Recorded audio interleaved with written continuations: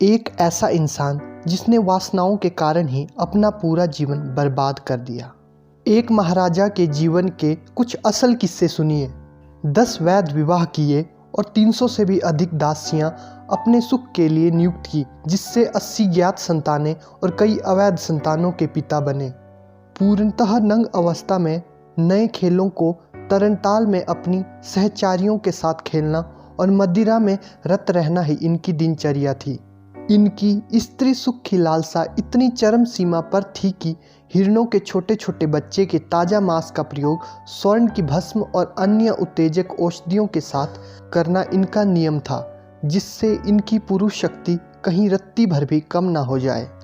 जेवर और वस्त्र विदेशों से अपनी सैकड़ों सखियों के लिए मंगवाना, सोने के बर्तन इस्तेमाल करके फेंक देना, अपनी रंगरलियों के लिए लीला भवन बनवाना, जहां सोने चांदी और रत्नों से जड़े कालीनों पर केवल नंगे होकर ही प्रवेश मिल सकता था।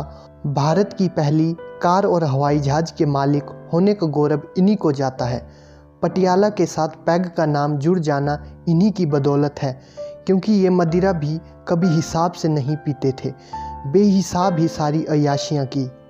सुख भोगने की अति भी मृत्यु का कारण बन सकती है, ये महाराज इस बात का सबसे सरल उदाहरण थे। उम्र के 40वें दशक तक आते आते इतने अधिक कामोत्तेजक पदार्थों का सेवन कर लिया था और इतनी अधिक रत्ती क्रियाकलापों को संपन्न कर चुके थे कि शरीर ने भी अंततः जवाब दे दिया। देश विदेश के नामी गिरामी डॉक्टर, हकीम, वैद्य सभी ने इलाज कर करके देख लिया, पर महाराजा की पौरुष शक्ति वापस लाने में असमर्थ रहे।